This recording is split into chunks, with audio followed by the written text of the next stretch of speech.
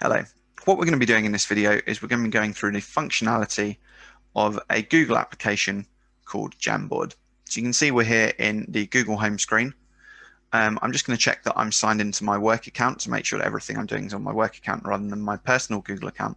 So just by hovering over that button, I can see I am. Then what I'm going to do is I'm going to go to Google Apps and I'm going to find the Jamboard option. And Jamboard is a yellow circle with an orange rectangle. And all Jamboard is it's an interactive whiteboard, effectively. So what it does is it gives you the space to be able to run through kind of digital collaboration and use a whiteboard like you would do in your classroom in an online session. So whenever I open up Jamboard, what it does is it brings up all the previous Jamboards that I have opened in my different classes, etc. And you can see here that I've used it a lot with my A-level physics class, hence the dodgy diagrams and equations. It also gives you the option to remove any Jamboards that you no longer want to look at. If you want to create a new Jamboard, you just click New Jam down in the corner, and it opens up a Jamboard for you to use. You can give it a title, so I can say Demo Jamboard Opening Practice, because that's what it is. If I click OK and save, I can do what I like in Jamboard. If I go back, I can now see that that Jamboard is there in my Jamboard collection for me to be able to use or close or delete or do whatever I want with. So I'm just going to remove that one because there's nothing on it that we want, and go to a Jamboard demo that I set up earlier. And I always think if you're going into a lesson, in the case of Jamboard, it's a good idea to set up your Jamboard in advance so that students, so that you're already prepared and you have a little bit of structure for yourself.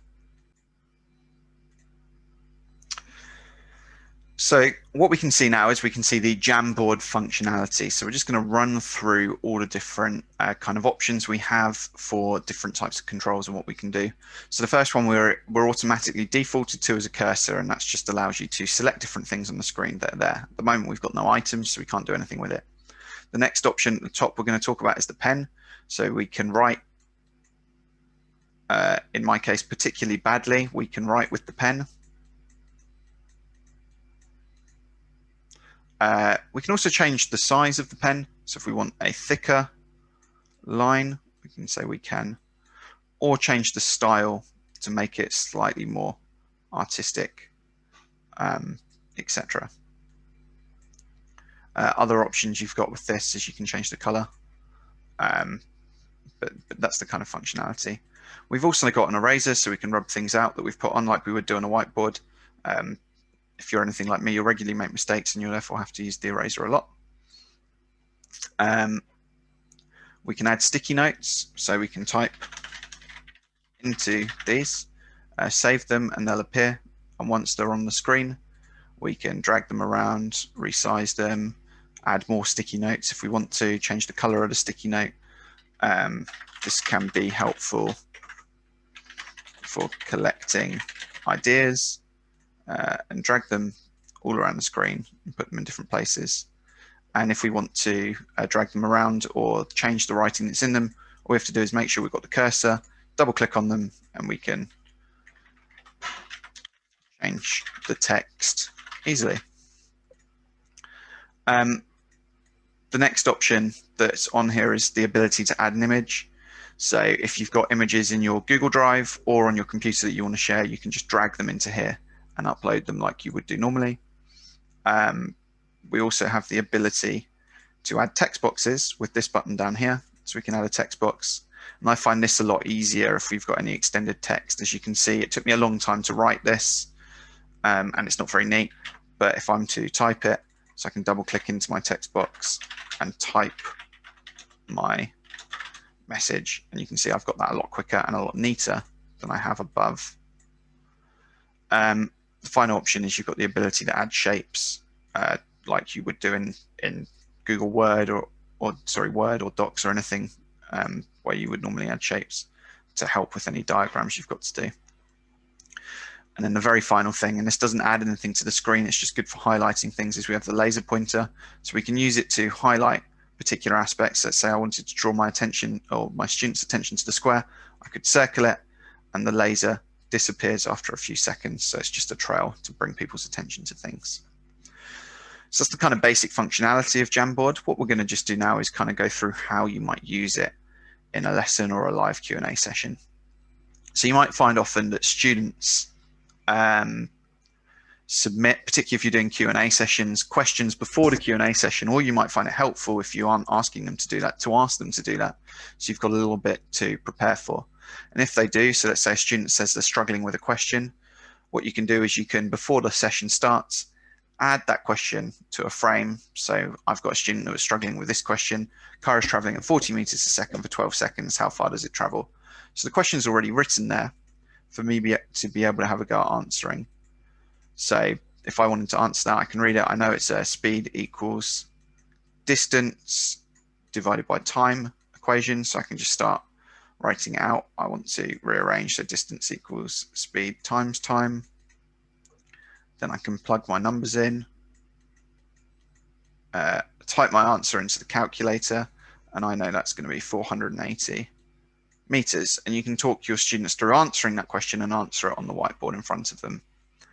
Other things you can do is, if you've given all your students the ability to edit the Jamboard, is you can give multiple frames with that same question and ask students to pick one of the frames. So just direct them.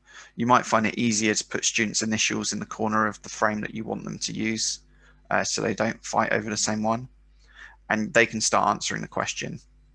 And actually, if you click on the down arrow here with the frames box, or the frames box itself, you can see all the different frames. And what you'll be able to do is monitor from this position how students are answering that question. And if you want to go into a bit more detail about that particular individual, you can click on it, close the frame bar, and you can help them by editing the slide that they're looking at as they go. The final way I use this is to try and get some plenaries or exit collaboration done. What I do is I put sticky notes all on one slide with my students' initials, and you can ask them to go into it, if they've got editing access, double click on their sticky note and either write a question that they still are a little bit uncertain of. So I don't quite get how to rearrange the equation. And that gives you some feedback for your next session, or some things for remote learning for them to be able to do. So they can leave that, and that gives you some work to do in between your next live session. Or you could just ask them to leave a positive comment as to what they really liked about the session, so that you know to do more of that in the future. But all you'd ask them to do is find their initials and go from there. So we've spoken about the functionality of Jamboard. We now need to speak about how we can share our Jamboards with people. So there are two ways. The easiest one is to just go into the share and use the get link function. So the get link, if you click copy link, what that does is it copies a link that you can post into a Google Classroom or a Google Meet chat box, and that gives everyone viewing rights to the Jamboard. If you want them to have editing rights, we're going to click on the change button, and we're going to change the drop down from viewer to editor, and that changes the link so that you can now copy the link, and people clicking on that link will get editor access instead of viewer access. If you want most people to have viewer access, use the viewer link and click done and give them that link. And then if you want to, as you're using it, give a particular individual access to edit the slides, you can go to share, you can type in their email address and make sure that they're coming up as an editor rather than a viewer, and click send. And then what you can do is you can ask that person, once you've given them the rights to be the editor, you can ask that person to reload this page by clicking the reload button. And what that will do is it will bring up the Jamboard, and it will now give them the editor access on the left-hand side as well. The only other way you can bring up Jamboards is through a Google meeting itself, and we'll just show you that now. So here we are in a demo Google meeting. I've just turned my camera off and muted myself as I'm using a different program to record, and it kind of overruns itself. If we want to open up a Jamboard from this session, we need to use the More Options tool in the Google Meet.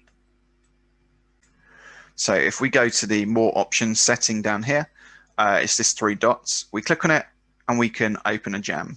Now, once we do that, we can open it in two different ways. We can either choose from Drive, and we can open up the one we were looking at earlier. So if I open up my Jamboard, what it will do is it'll open it in a different tab for me and post the link to that Jamboard in the meeting chat so that other people can click on it, and that will give them viewing access to that Jamboard. If I don't want to open up one that I've made earlier, because I haven't made one in preparation, I can actually open up a new Jamboard with this button as well. So what I do is I click whiteboard, open a jam, and just start a new whiteboard. And that'll open up a new whiteboard that's completely blank for this meeting. Again, giving everyone a link to click and giving them viewer access so they can see what you're doing and what you're writing on the screen. So hopefully you have found this session into both the functionality of Jamboard and how to share it in meetings useful.